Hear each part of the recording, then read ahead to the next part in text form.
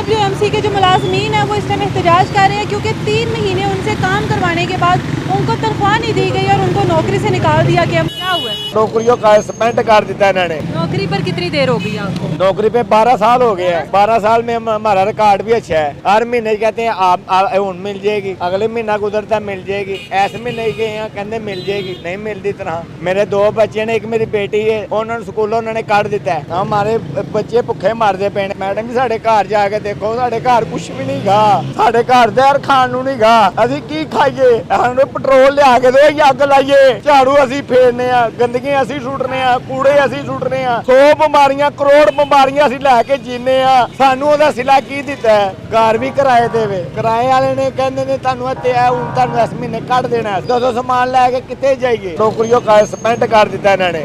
Tone हार इन्होंने ने भेज दिता है। सिलेंडर करके भेज दिओ ते सानूं ओहदी तनख्वाह ते दवो ना, असीं काम करने आ, असीं ड्यूटी सारा अंजाम। कितनी देर हो गई आपको? 3 महीने हो गए ने। नौकरी पर कितनी देर हो गई आपको? नौकरी पे 12 साल हो गए हैं। 12 साल से हैं आप? हाँ जी, काम कर रहे हैं। अच्छा। 12 साल में हमारा रिकॉर्ड भी अच्छा है। फिर 3 महीने से इसने सिलेंडर किया, उधर भेज दिया टोन हार पे गए हैं, हमें तनख्वाह नहीं दे रही। हर महीने कहते हैं आप मिल जाएगी, अगले महीना गुजरता मिल जाएगी, ऐसे महीने गए हैं कहते मिल जाएगी, नहीं मिलती तनख्वाह। और जो MT साहब को मिलना चाहिए तो अंदर बढ़न नहीं देंगे, मिलन नहीं देंगे। कितने बच्चे हैं आपके? मेरे 2 बच्चे ने, एक मेरी बेटी है 8-9 साल की, एक मेरा बेटा है 12 साल का। उन्होंने स्कूलों उन्होंने कट दिता है, बस्ते उन्होंने बाहर कट दिते हैं। किताबां लैण वास्ते पैसे नहीं गए, फीसां देण वास्ते पैसे नहीं गए, वो उन्होंने पढ़ाइए कितों? उन्होंने राशन वाले को राशन लैन चाहिए, कहता पहले पिछले पैसे दवो, हुण तुहानूं कित्थों दईए? किस्तां वाले ने चीज़ां लईआं, 1-2 किस्तां दे TV वगैरह वेखण वास्ते बच्चियां दा, ओहदियां किस्तां देणियां सी। मेरा चीजें ली हैं आप? किस्तों पे चीज़ें ने, उन्होंने किस्तों वालों ने मेरा 2 जगहों पे सिर फाड़ दिया है। क्यों, क्या वजह? और क्या उन्होंने कहा हमें किस्तों दो भाई, मैंने किस्तों दो। महीने की 5000 एक है, 8000 एक है। आपकी सैलरी कितनी है? हमारी सैलरी 3000 घट 40000 है। 40,000 है, जिस वजह से बच्चों के लिए आपने चीजें उठाई किस्तों पर? हाँ, किस्तों पर, वो भी हमें नहीं दे सके। वो नहीं दे सके। उसने आगे सर फाड़ दिया? हाँ, सर फाड़ दिया। हमारे बच्चे भुखे मरते पे ने घर। मैडम जी साढ़े घर जाके देखो, साढ़े घर कुछ भी नहीं गा, साढ़े घर दे खाण नूं नहीं गा, असीं की खाइए? सानूं पेट्रोल लिया के दो, अग लाइए, अपने बच्चे भी इत्थे लिया के मारीए, क्योंकि इन्हां नूं पता लगे असीं पाकिस्तान 'च रहने आ, साडा इह कसूर ही है कि असीं पाकिस्तान दी पैदावार आ। सानूं की साडे नाल सलूक करदे ने? झाड़ू असीं फेरने आ, गंदगी असीं सुੱਟਨੇ आ, कूड़े असीं सुੱਟਨੇ आ, 100 बीमारियां करोड़ बीमारियां असीं लैके जीने आ ते असीं बीमारियां दे नाल लड़ने आ। सानूं ओहदा सिला की दिता है? सानूं सिलेंडर कर दो, इहनूं सिलेंडर कर दो, ਉਹਨੂੰ ਤਨਖਾਹ नहीं देनी, ਉਹ सिलेंडर कर ਦਿਓ, पर तनख्वाह दे दवो। जिते भी वर्कर जाके काम करदे ਉਹਨੂੰ तनख्वाह दे दवो, तनख्वाह देंदे ही नहीं, तनख्वाह देंदे ही नहीं ते घर खाइए कितों? घर कोई शै नहीं है खा, किराए पर है आपका? घर भी किराए देवे। किराए वाले ने कहंदे ने तुहानूं हत्ते आ, हुण तुहानूं 10 महीने कट देना। असीं दो समान लैके कित्थे जाइए? जुल्ली बिस्तरा चुक के कित्थे जाइए? किहड़े को जाइए? जिस भैन भरा जाने सारे कंड कर गए ने, रिश्तेदारां जाने कंड कर गए ने, भैन भरावां अंग साह गल जाइदा, कहंदे ने साडे अल ना आओ। कोई एक टाइम की वजह क्या है आप लोगों को? कोई वजह तो होगी, बताया होगा उन्होंने। वजह हमारी एक कैमरे पे हाजिरी लगती है। अच्छा। उसको कहते हैं फेस कैमरा। अच्छा, बायोमेट्रिक जैसे होती हाँ है। जी। अच्छा। वो कैमरे पे हाजिरी नहीं जाती, हमें ये नहीं पता लगता, रात को हमें सिलेंडर कर दिया। आप काम पर जाते हैं? हाँ, काम पर। लेकिन उस पर हाजिरी नहीं लग रही है? हाजिरी आप लोगों नहीं को? असल मसला उनके लिए आप लोग गैर हाजिर हैं? हाँ नहीं हाजिर हैं। देखे ना ड्यूटी पे एक हम आपकी अटेंडेंस नहीं ना लग रही है? हाँ, अटेंडेंस पावन नहीं। इसका मतलब पता की ਇਹ ਮੇਰੇ ਕੋਲੋਂ ਟੈਂਡਸ ਮੋਬਾਈਲ ਹੈ। हाँ। ਮੈਂ 5 ਬੰਦੇ ਦੀ ਤਸਵੀਰ ਖਿੱਚੀ ਹੈ। ਇੱਕ ਯੂਸੀ ਚ ਹੁੰਦੇ ਨੇ 25 ਬੰਦੇ, ਉਹ 25 ਬੰਦੇ ਦਾ ਨਾਂ ਜਾਂਦਾ ਤਸਵੀਰ, ਇਹ 5 ਬੰਦੇ ਦੇ ਨਾਂ ਜਿਹਦਾ ਮਰਜ਼ੀ ਟਿਕ ਕਰ ਦਿਓ। ਜਿਹੜੇ ਉਹਨਾਂ ਦੇ ਮਨਪਸੰਦ ਬੰਦੇ ਨੇ ਉਹਨਾਂ ਨੂੰ ਓਕੇ ਕਰ ਦਿੰਦੇ ਨੇ, ਜਿਹੜੇ ਬੰਦੇ ਮਨਪਸੰਦ ਨਹੀਂ ਹੈਗੇ, ਜਿਹੜੇ ਪੈਸੇ ਨਹੀਂ ਦਿੰਦੇ, ਉਹਨਾਂ ਨੂੰ ਉਹ ਗੈਰ ਹਾਜ਼ਰ ਕਰ ਦਿੰਦੇ ਨੇ। ਔਰ ਮੈਂ ਯਕੀਨ ਨਾਲ ਤੁਹਾਨੂੰ ਕਹਿ ਸਕਦਾ ਵਾਂ, ਕਸਮ ਖਾ ਕੇ ਹਰਫਨ ਦੇ ਕੇ, ਕਿ ਜਿਹੜੇ ਇਹਨਾਂ ਨੇ 450 ਬੰਦੇ ਜਿਹੜੇ ਇਹਨਾਂ ਨੇ ਸਿਲੰਡਰ ਕੀਤੇ ਨਾ, ਉਹਨਾਂ ਚੋਂ 90% ਬੰਦੇ ਕੰਮ वाले जे। नहीं सारे काम वाले ने मैडम जी, नहीं सारे काम वाले ने, ऐ नहीं मेहनत नहीं करते। बात ये है सारे मेहनत करते। असल में जो बात है ना, हाजिरी आप लगा रहे हैं, आपको तो कुछ कह नहीं रहे, जो बंदा काम कर रहा है उसको तंग उसको तंग कर रहे हैं। एक आदमी जो आपने छोड़े हुए हैं उनकी हाजिरी जा रही है। कहाँ एक बंदे पे जब आप 5 का बोझ डालेंगे, 4 को आप छोड़ देंगे, 5 वाला कभी छुट्टी कर ही लेता है।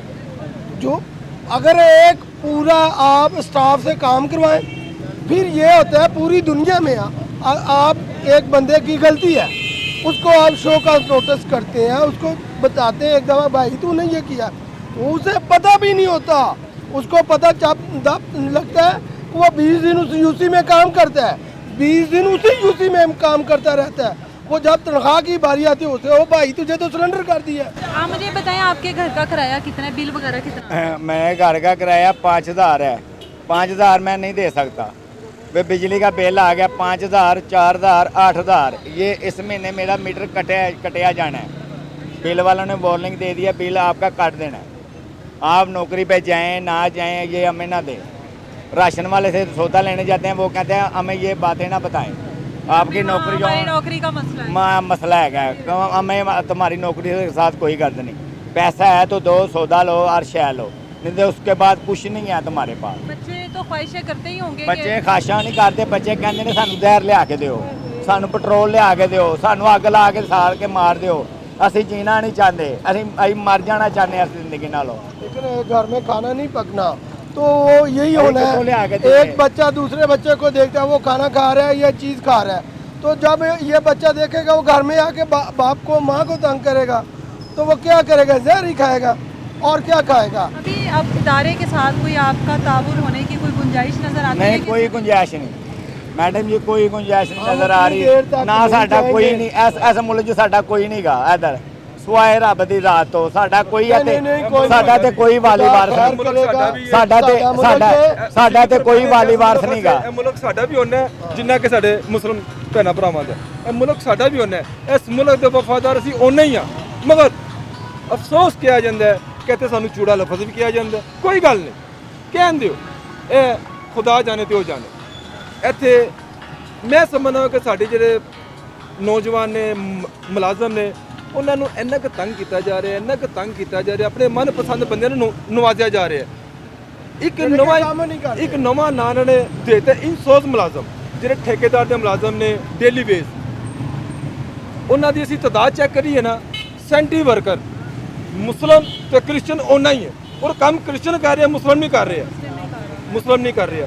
ਹਾਲੇ ਕਿ ਜਿਹੜੀ ਮੇਰੇ ਕੋਲ ਪੋਸਟ ਹੈ ਸੈਂਟਰੀ ਵਰਕਰ ਦੀ, ਮੇਰਾ ਕੰਮ ਹੈ, मैं मुस्लिम हाँ या क्रिश्चन हाँ, हिंदू हाँ, सिख हाँ, वो मैं काम करा, काम करने जो कोई अभी इदारे की तरफ से कोई नहीं आया? नहीं, कोई एहतजाज कर नहीं, कोई इदारे के तरफ से कोई नहीं आया। तो आप क्या चाहते हैं? हम चाहते हैं हमारी सैलरी मिले, हमें महीने की सैलरी 3 महीने की है, तो हमारी सैलरी मिले, हमारी तनख्वाहें मिले, हम घर अपने बच्चों को पढ़ाएं, फीसें दें, हमें जीने का मौका दिया जाए।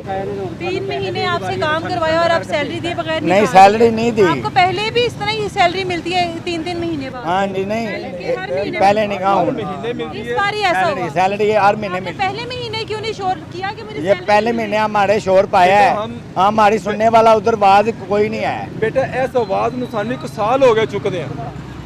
ਬਾਹਰ ਐਮਡੀ ਸਾਹਿਬ ਨੂੰ ਅਸੀਂ ਲੈਟਰ ਲਿਖੇ ਨੇ, ਡੀਸੀ ਸਾਹਿਬਾਂ ਨੂੰ ਲਿਖੇ ਨੇ, ਮਗਰ ਸਾਡੀ ਸੁਣਾਈ ਨਹੀਂ ਹੋ ਰਹੀ। ਮਜਬੂਰ ਹੋ ਕੇ ਅਸੀਂ ਇੱਥੇ ਆ ਕੇ ਬੈਠੇ ਹਾਂ, ਇਹ ਸਾਡੀ ਮਜਬੂਰੀ ਹੈ।